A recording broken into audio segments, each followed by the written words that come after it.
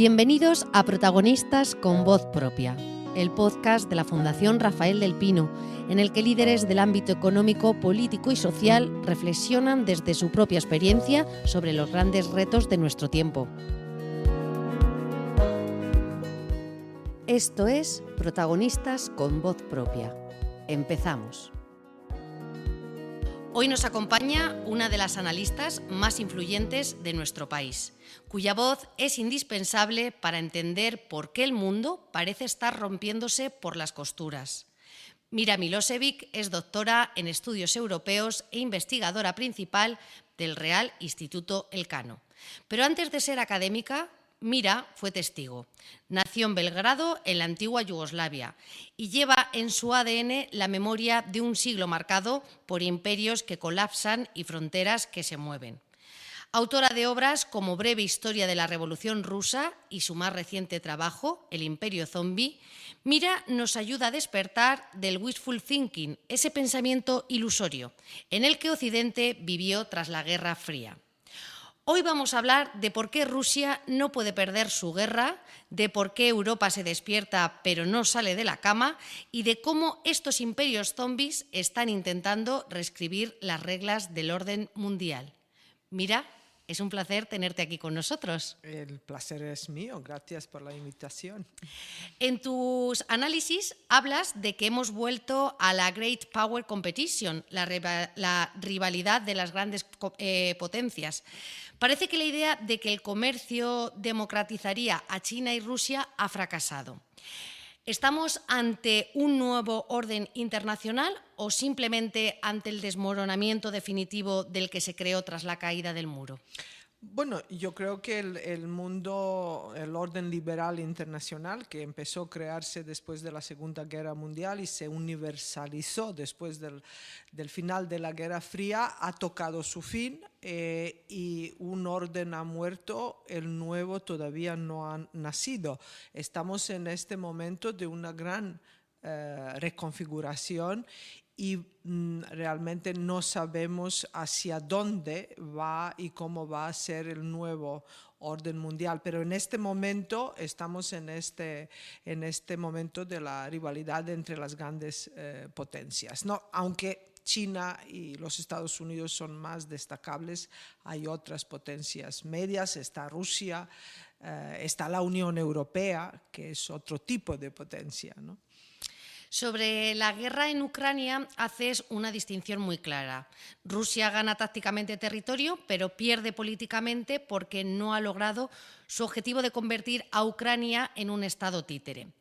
Sin embargo, mencionas que Donald Trump ya le ha dado a Putin 3 victorias antes de empezar a negociar, como sacarlo de su aislamiento internacional.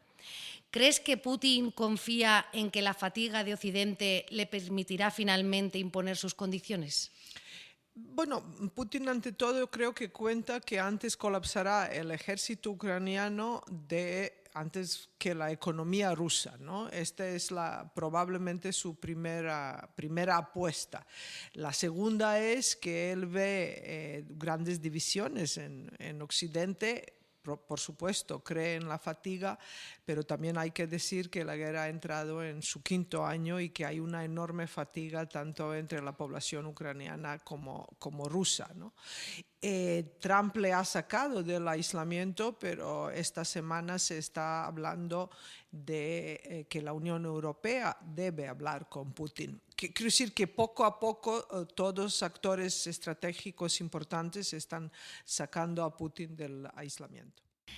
En tu último libro planteas una tesis fascinante. Defines a la Rusia actual como un imperio zombie, un difunto que intenta volver a la vida. Explicas que, a diferencia de otros imperios que cayeron por derrotas externas, el soviético implosionó por dentro. Y lo que vemos hoy es un proceso de reimperialización.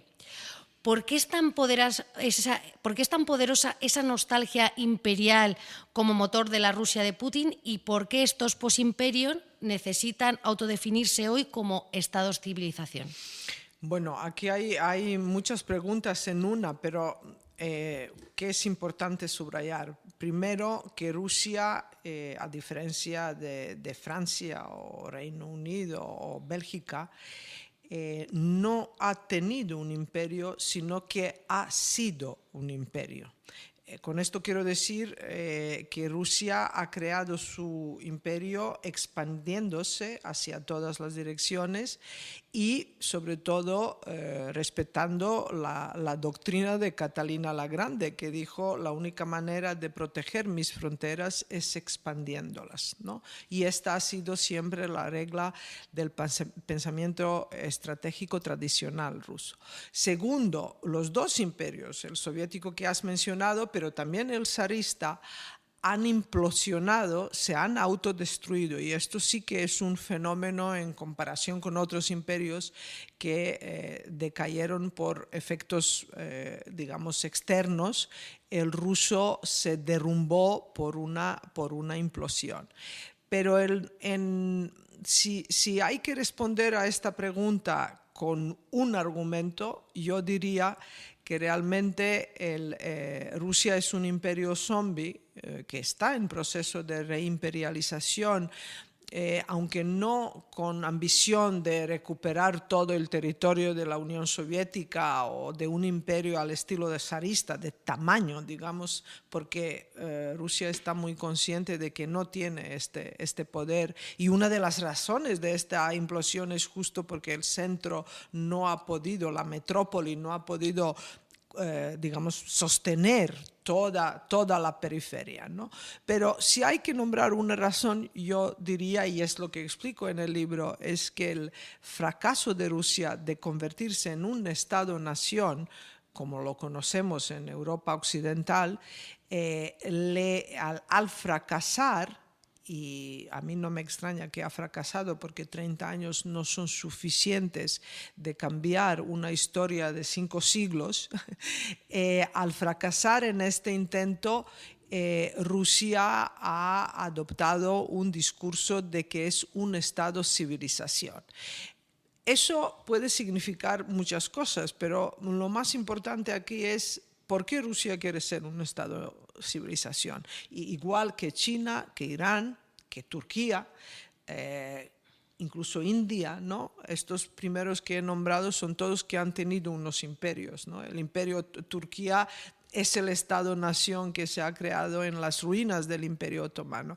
Ellos básicamente estos estados usan este discurso para justificar sus ambiciones geopolíticas, para justificar su ambición de influir en su vecindad, pero influir en los estados que antes formaban parte de un estado común. Y esto vemos clarísimamente en caso de Ucrania, vemos en la política de Turquía en los Balcanes, vemos como China, su ambición en Indo-Pacífico y Asia-Pacífico, son estados que, o por su tamaño, pero sobre todo por su historia, se creen que tienen derecho, un poquito más que otros estados, un derecho en sentido de no respetar las reglas de orden internacional.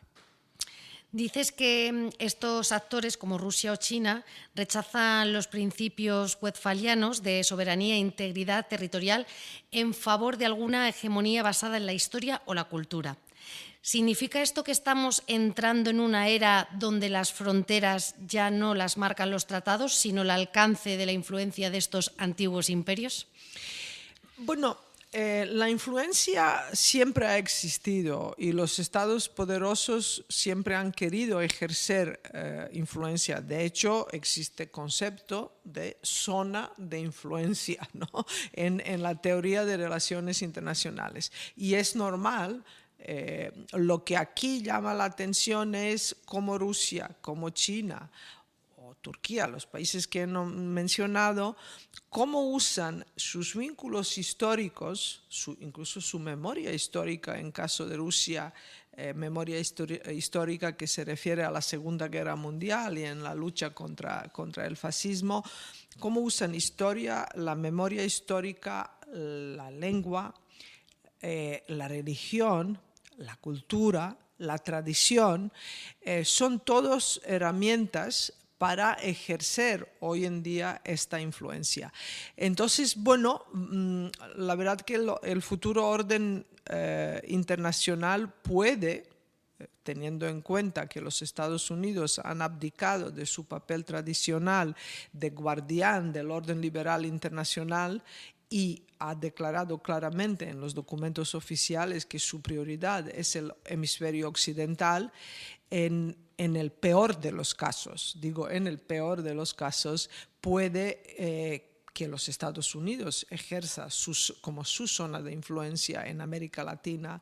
A China le deja el espacio de Asia-Pacífico y a Rusia le deja el espacio postsoviético.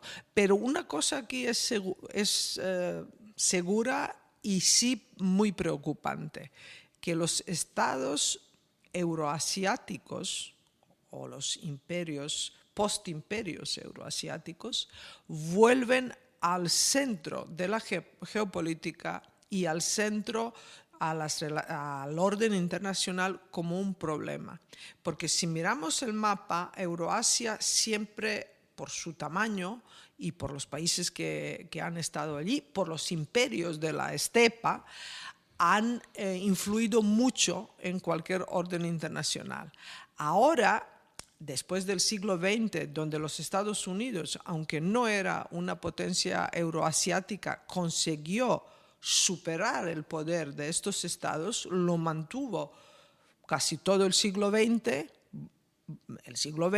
y ahora en el siglo XXI el vector, el peso de geopolítica otra vez está volviendo a Eurasia, por recursos naturales, por los regímenes autocráticos, por las zonas de influencia y al fin y al cabo por falta de sólidas instituciones democráticas y el modelo de Estado-nación que tenemos en Europa Occidental.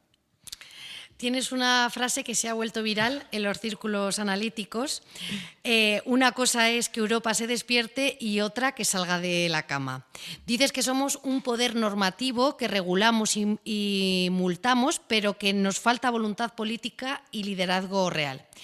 ¿Qué es lo que nos retiene bajo las sábanas? ¿El miedo a perder nuestro bienestar o la falta de una verdadera identidad común europea?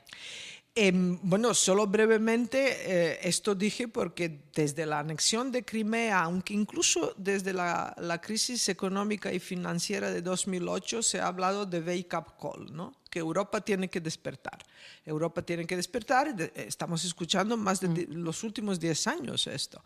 Y yo creo que Europa está despierta en el sentido que sabemos qué es lo que nos pasa. Hay un diagnóstico, hay informe Draghi, informe Letta, hay mucho diagnóstico, ¿no? Pero no nos levantamos de la cama. ¿Por qué? Yo creo que Europa ha sido creada como una potencia normativa, ha sido creada y funcionó fantásticamente en un mundo donde se respetan las reglas y las normas. El problema de Europa es que este mundo cada vez existe menos y Europa tiene que adaptarse. ¿Cuáles son problemas de Europa? Pues tiene muchos, realmente. Primero es que el modelo europeo se ha acabado, ¿no? La energía barata de Rusia, gran comercio con China y bajo coste de seguridad y defensa por los Estados Unidos, que han sido el proveedor y paraguas, ¿no? de proteger a Europa.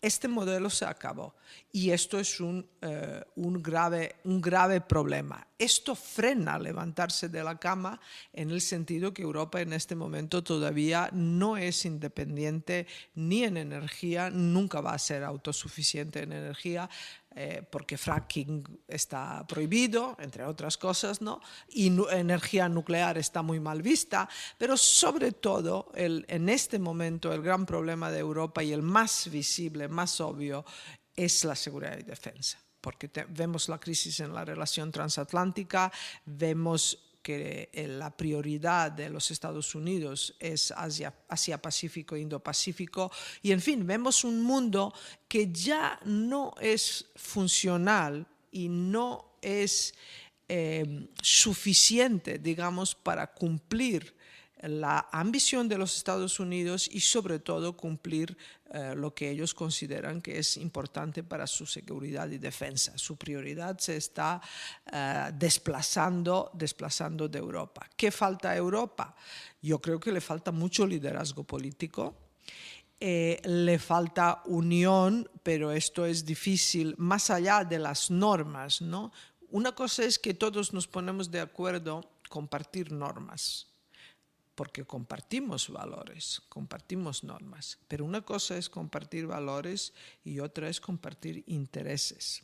Y a veces nos confundimos con ello. La percepción, por ejemplo, de la amenaza para seguridad y defensa es diferente en los países bálticos y Polonia que en España y Portugal. Y no lo digo como argumento de desunión, lo digo como una cosa bastante lógica por la geografía, y lo digo también para subrayar que todos los países europeos y miembros de la Alianza Atlántica tenemos amenazas comunes que compartimos, que es Rusia, y tenemos amenazas particulares. En caso de España, claramente estas amenazas vienen de Sahel y de norte de África, aunque son amenazas muy diferentes del flanco oriental, son las que están allí y que nos tienen que preocupar, lógicamente. También advierte sobre el auge del populismo y cómo éste confunde la democracia popular con la representativa. ¿Es el populismo el caballo de Troya que se utiliza para debilitar las instituciones europeas desde dentro? Sí, aunque juzgamos mucho populismo y con razón, quiero decir, es una seria y probablemente junto con incremento de autoritarismo y nacionalismo es la mayor vulnerabilidad de todas las democracias, de todos sistemas políticos democráticos, de la democracia representativa, como lo has subrayado, y por supuesto de la Unión Europea. Pero ahora bien, yo creo que los populistas, no todos, pero algunos, saben plantear preguntas importantes, aunque su respuesta es dogmática, y por eso la llamamos populista. Es dogmática, normalmente está enfocada en la respuesta emocional o identitaria. Con esto, un ejemplo, ¿no? Hay un serio problema de inmigración en Europa. Eso yo creo que nadie lo puede negar. Ahora bien, ¿cuál es la respuesta, no? La respuesta no debe ser una respuesta identitaria. El problema de inmigración es un problema mucho más complejo que la percepción de que nos van a contagiar con su cultura o su valor. Yo soy inmigrante, por lo tanto, quiero decir que nadie emigra de su país si no tiene una necesidad. O la mayoría de la gente busca una mejor vida o una mejor vida económica, o bueno, puede ser varias. Lo que quiero decir que el fenómeno de inmigración es muchísimo más complejo y va más allá de una respuesta identitaria, ¿no? Pero ¿qué hacen populistas? Pues bueno, los populistas la usan exclusivamente desde el punto de vista identitario, con un discurso que esto representa peligro para nuestras vidas, para nuestra identidad nacional, cultural, etcétera, ¿no? Por lo tanto, hay que dividir. Algunas preguntas son buenas y son problemas reales. Lo que no me gusta de los populistas son sus respuestas y sus soluciones. Y normalmente ellos lo que ofrecen, si tú oyes que alguien va a solucionar algo en 24 horas, puedes decir que es un populista, ¿no? El primero es que, bueno, estas instituciones no funcionan y no valen para nada, y nosotros lo vamos a solucionar muy rápidamente. Eso no existe, ¿no? Los problemas complejos no se pueden solucionar rápidamente. En tu breve historia de la Revolución Rusa afirmas que el sistema comunista era irreformable porque no permitía la alternancia. Comparas a Slobodan Milosevic con Putin. Uno era un banquero que se codeaba con la élite neoyorquina y el otro un agente del KGB. ¿Crees que Putin busca borrar el fracaso de la Rusia postsoviética mediante la manipulación del pasado imperial y figuras como Pedro el Grande? Sí, pero antes de ello creo que hay que decir el mismo hecho de que Boris Yeltsin nombró a dedo Vladimir Putin primero en diciembre de 1999 y luego Putin, esto sí, en marzo de 2000 ganó unas elecciones supuestamente multipartidistas. El mismo hecho de que Boris Yeltsin nombrara a dedo a Vladimir Putin, un señor que fue jefe de la estación de KGB en Dresden, un personaje bastante desconocido en este momento en Rusia, era un reconocimiento tácito que Rusia había fracasado, ¿no? Y Putin llegó allí presentándose como salvador de Rusia. Pero desde 2000 hasta 2024, 25, 6, vemos cómo su régimen ha ido endureciéndose, cómo la oposición política ha ido ahogándose, digamos, con nuevas leyes. Y sin duda, Vladimir Putin ha intentado crear una nueva identidad rusa basada en la gloria pasada imperial, ¿no? Pero aquí, por supuesto, podemos juzgar a Putin y por muchas cosas, ¿no? Pero por otro lado, lo que quiero destacar es que es después de desintegración de un imperio, incluso de un Estado. Yugoslavia no era imperio, ¿no? Se desintegró como Estado, hubo una enorme dificultad de crear identidades nacionales. Y todas las exrepúblicas yugoslavas acudieron a la Edad Media para hablar de lo grandes que eran. Quiero decir que es un fenómeno, si hay un vacío identitario, y en el caso de comunismo hubo enorme vacío identitario que los países de Europa Central y Este superaron con la ayuda de la Unión Europea porque les aceptó inmediatamente, prácticamente apoyó transición a la democracia, les aceptó en su seno, les aceptó en la Alianza Atlántica y les ayudó a forjar esta nueva identidad. Los países después del comunismo, para rellenar un vacío, usaron todos discursos nacionalistas o de un glorioso pasado que en muchos casos ni siquiera existía, ¿no? Mira, en alguna ocasión has recordado que tu bisabuelo participó en las guerras balcánicas y en las dos guerras mundiales y decías con ironía que comparada con la suya tu vida tampoco es tan aburrida. Has visto caer países, has visto a tiranos ser juzgados y has estudiado a fondo el deseo humano de libertad. Después de pasar tantas horas analizando conflictos y amenazas, ¿qué es lo que te permite a ti mantener la esperanza en que el impulso de libertad siempre acaba siendo más fuerte que la voluntad de cualquier autócrata? Bueno, literatura rusa. Quiero decir que el hecho de que en un régimen como fue de Stalin existía una Ana Akhmatova, existía una Marina Tsvetaeva, existía Boris Pasternak, porque al fin y al cabo Doctor Zhivago es una historia sobre Rusia, aunque hay una historia amorosa por medio.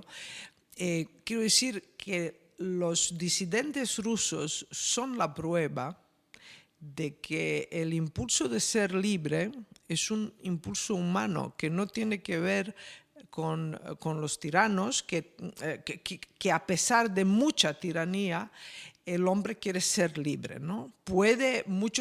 Es también verdad que prefieren otra cosa que la libertad, porque ser libre es, Eric Fromm escribió esto de miedo de la libertad. Hay personas que no anhelan ser libres porque hace mucho frío allí, solo y libre, ¿no?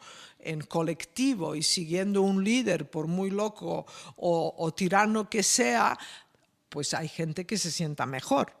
Pero por otro lado, y eso subrayo, que la literatura, en caso de Rusia, y existencia de disidentes, estamos viendo esto en Irán, hemos visto en Venezuela, hemos visto en muchos regímenes tiránicos, que siempre hay alguien que dice, pero bueno, esto no es la vida. Por lo tanto, para mí, como un ser humano, creo que la esperanza está no en el género humano, porque como dijo Kant, la naturaleza humana es la naturaleza caída, pero que siempre se ha demostrado en historia que existen personas que tienen este don que es interno, completamente interior, un impulso propio, ¿no? Y un anhelo para la libertad. Y yo creo que esta es mi esperanza. Ahora bien, es mucho más complicado con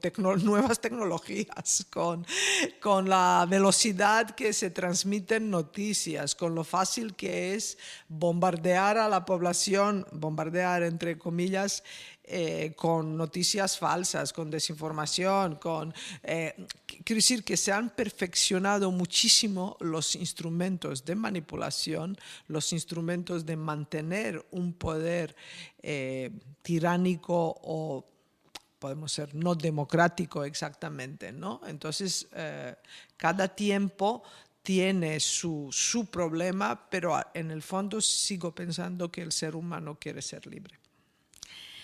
Mira, Milošević, gracias por ayudarnos a salir de esa cama de la que hablábamos y por darnos la lucidez necesaria para mirar de frente a los desafíos de nuestro tiempo. Y a ustedes, gracias por acompañarnos una semana más. Nos escuchamos en el próximo episodio de Protagonistas con Voz Propia. Hasta pronto. Muchas gracias, ha sido un honor y un placer, por supuesto, hablar contigo, Lucía. Muchas gracias. Gracias, Mira.